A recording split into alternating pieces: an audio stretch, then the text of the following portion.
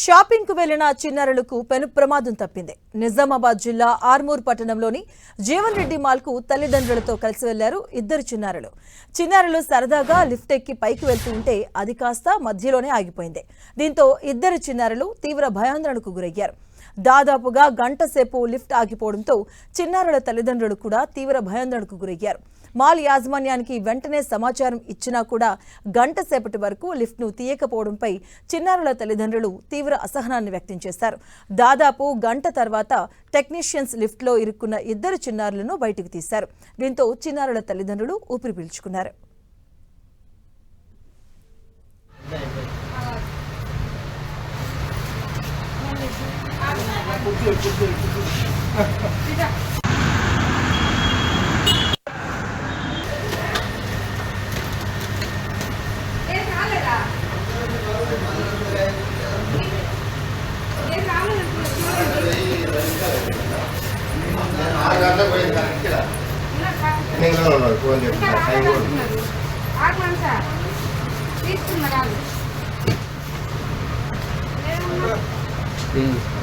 కనబడతలే